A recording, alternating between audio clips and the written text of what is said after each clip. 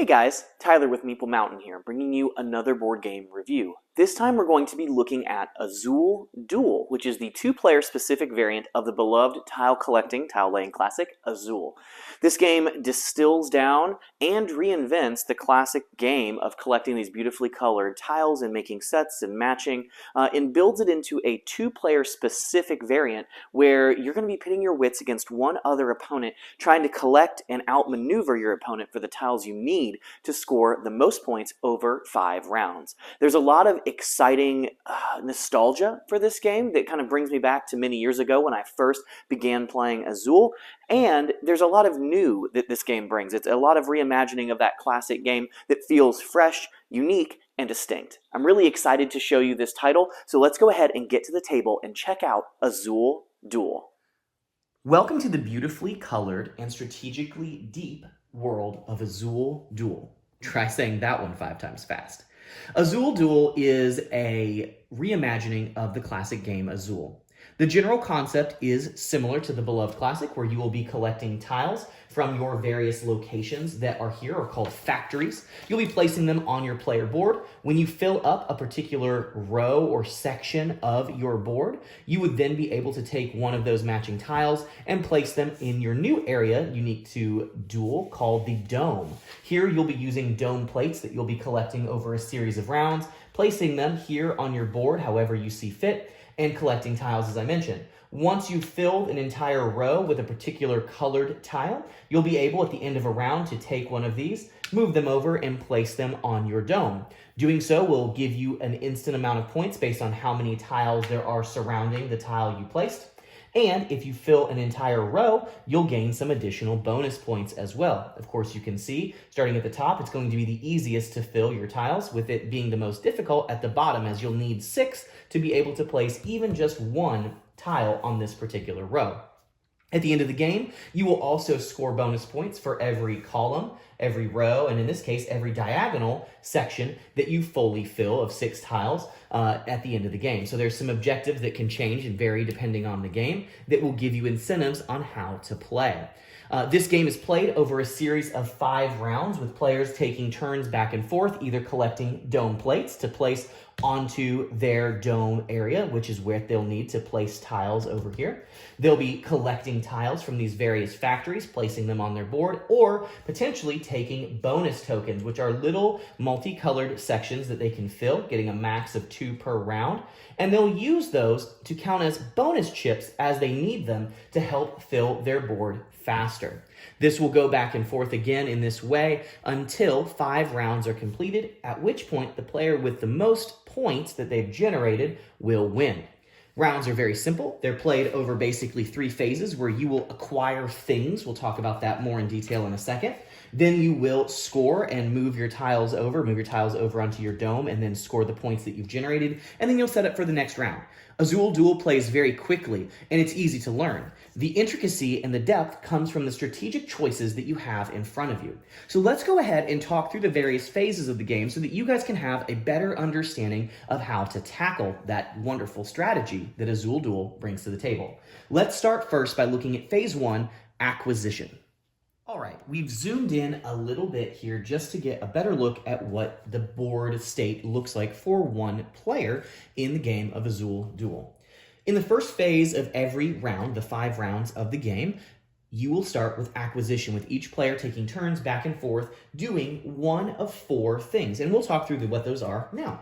The first thing you can choose to do on your turn in Azul Duel is take a dome plate. Remember, these are your dome plates. You're going to want 9 of them in total. The player who doesn't go first gets to start with one, so we're going to pretend that was us in this setting here. But you'll take one of the dome plates available. There are 3 that are visible and up in every round to start the round, and there's a stack of extras here.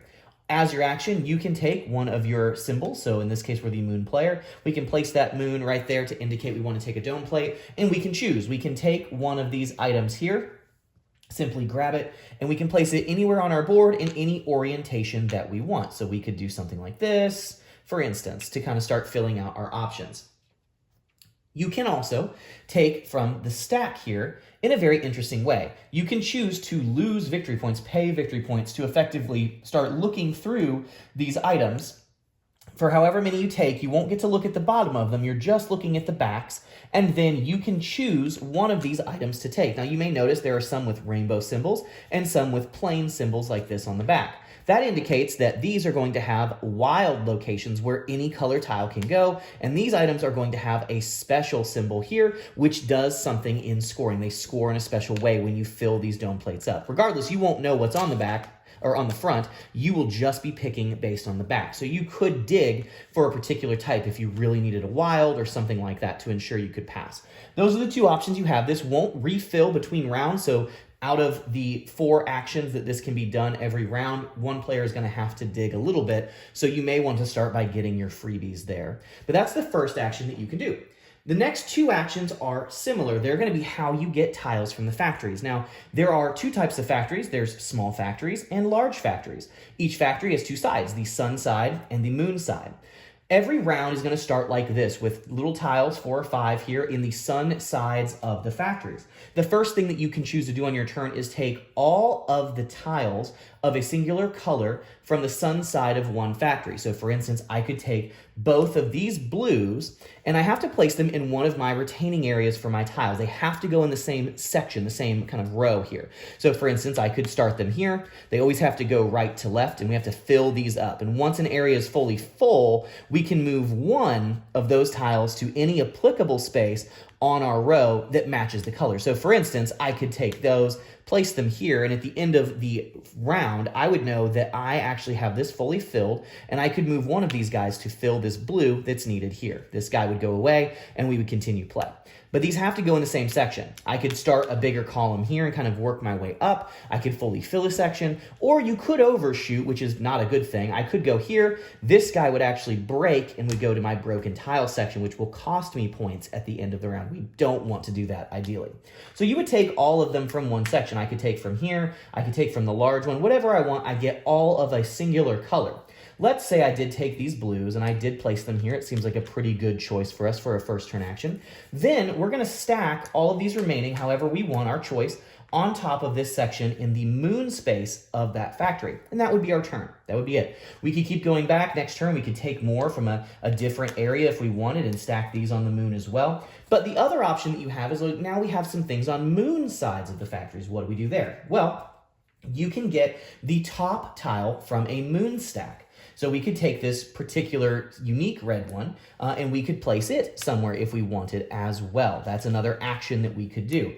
When all of the tiles are taken from a little factory's moon section, we would reveal the bonus chip that is visible.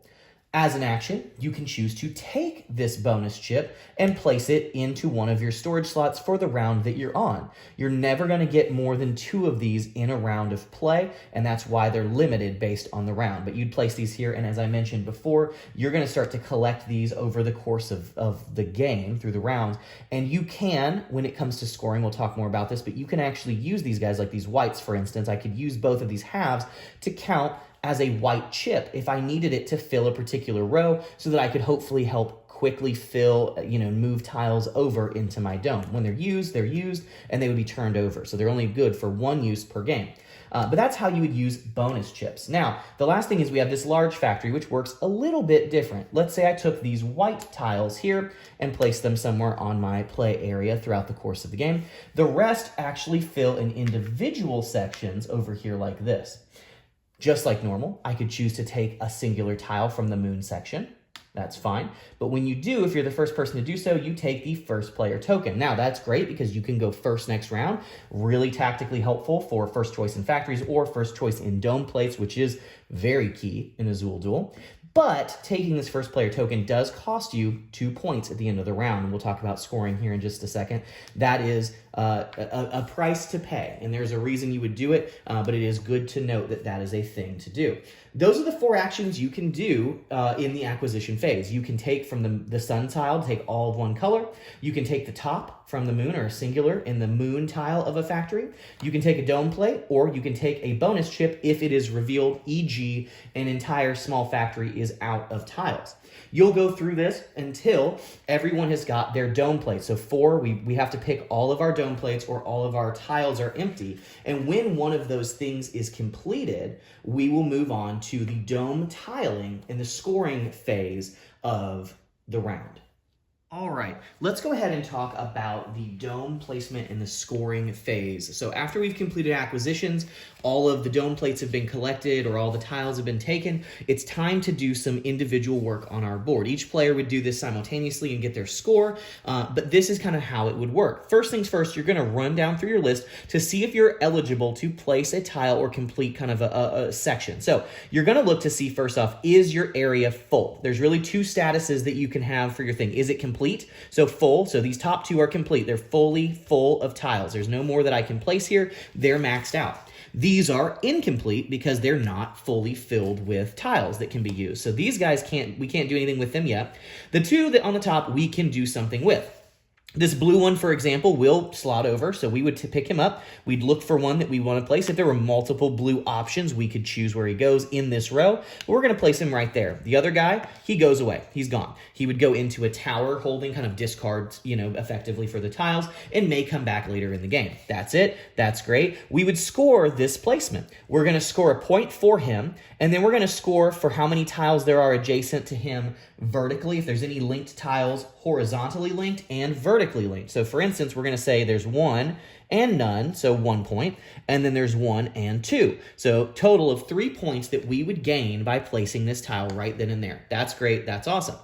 This guy we're also eligible to place, but as you'll see, there is not a place to put him. We don't have an option for where that red guy can go. So we are unfortunately out of luck in this case, and he has to come to our broken tile section, which again will cost us a varied amount of negative points based on how many there are, with the first being -1 and the 4th tile and so on being -4 each. So this can stack and be very bad. So you want to make sure, as you're collecting and placing tiles, that you're corresponding it to where matching dome plate options are. That's why those joker tiles, those wilds, those rainbow colored ones like this, for instance, could be very helpful to make sure that you're able to place when you kind of have those oopsie moments that pop up. So that's initial scoring.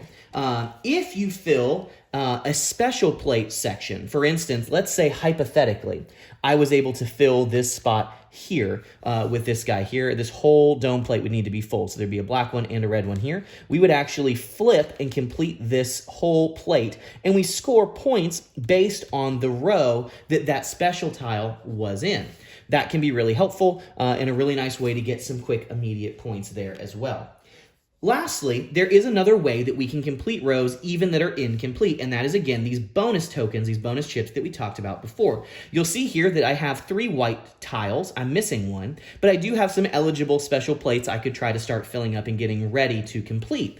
I could use 2 of these bonus tokens because they both have a white half on them. I could flip them over, and I could count it as having another white tile here. The imaginary white tile appears. This is now a complete row. I could place 1 of these, and the rest, of course, would go away to the discard as well. But that's another way that you can kind of use these strategically to do that. You can use 2 that match a symbol or 3 that don't match a symbol to count as having a wild of that particular type to help fill and move your tiles and clear them more quickly. That can be a really helpful way to kind of move things through. Once you're done with all of this and with scoring, you'll then do your negative points, which is -2 if you have that first player token, and minus some amount of points based on how many guys you have stacked in your broken tile section. Once that's done, you move to preparation, where we effectively reset the factories, reset the dome tiles, just as we saw in the opening of this video, and we play again until we've completed the 5th round of the game. Then we tally up our score. We'll tabulate any bonuses that we're applicable for, which is filling, in this case, entire rows this way, or diagonal right along this stretch right here in the middle. And if we do, we'll get some bonus points along the way. When we tabulate our total score, whoever has the most points at the end is the winner. And that, in a nutshell, is everything you need to know to jump in and have a really good time with Azul Duel. But what did I think about it? Well, as you guys know, if you know my videos or watch my content at all, you know I love 2-player games. I think they really make a game shine. I think they showcase those intricate interactions that are oftentimes missed or misplaced in bigger player games. Like, for instance, I love Dune Imperium, probably a top 10 game for me. Do not like it at 2 players. I don't think the interactions balance out well. two-player games just have to shine in a unique way that really reinvent and reimagine what you think of in a lot of game interactions. And I love that. I love this movement, this renaissance right now to move classic, beloved big titles and make them two-player specific. We see that with King of Tokyo, with now Azul, with Cthulhu Wars, whatever they may be. I really enjoy that. And Azul has a special place in my heart, as it was one of the very first, I guess you'd call, big games, real games that I got into as a gamer many pre-COVID years ago. So however long that was. It's just really fun to kind of come back to it. I haven't played Azul in a long time, many years, and so this was very nostalgic for me to come back and enjoy playing this again in a new way and a new perspective, and I had a blast. This game, as you saw, hopefully this video is pretty short for Tyler amount of time on videos. It's pretty easy to teach. There's really 4 things you do. 2 of those things are super similar, but it's pretty much grab tiles, grab your dome tiles. That's it. The strategy is deep, though. How you mix and match those, where you place them, how you score them, how you build them out to maximize your score. Those are the intricacies and the fun of the game, and it's a really fun puzzle to take a bite out of and dive into. On the other side of that, this isn't a game that feels stagnant or standoffish. I don't personally like games where it's like we are both playing a game and I could just phone in my score to you and we see who got the most points. There is interaction in this game. Obviously, a lot of that comes down to the dome tiles you pick, and if you want to hate draft tiles from your opponent, you can see what they're building and working on. You could definitely build that into your strategy. That can be offset and minimized by how you use your bonus tiles and ways that you kind of build around that, but there is a little bit of player interaction. Now, for some folks, I know that might be a yellow flag, that it's a little too take that or mean. I don't believe that's the case. I think it does feel like a living, breathing exchange between 2 players, and I really enjoy that, and I think that the puzzle of Azul really shone through in Azul Duel. All that to say, I really enjoyed it. I'm so glad I got to review it, and this is a copy that won't be leaving my personal collection anytime soon. So I would say that if you're in the 2-player space looking for something that's fun, that's imaginative, and a nice little puzzle, but that isn't going to break the bank both from a time or a money perspective, then Azul Duel might be just the ticket for you. So I'd encourage you to check it out. I really enjoyed it, and I think you will too. But as always, I want to thank you for coming to this video. I hope that you'll continue to come to Meeple Mountain for all of your board game related content and news. I hope this video helped you see what's in the box and have a little bit of an idea of how to play and jump in and enjoy this title. And I hope you'll continue to come back for all the new content that we're churning out. We'll have some really fun stuff coming out this year. So as always, I want to thank you guys for checking this out and wish you all happy gaming. Thanks for checking out this video. I hope you enjoyed it. Check out these links to find some other games you might want to bring to the table. This is Tyler Williams, signing off.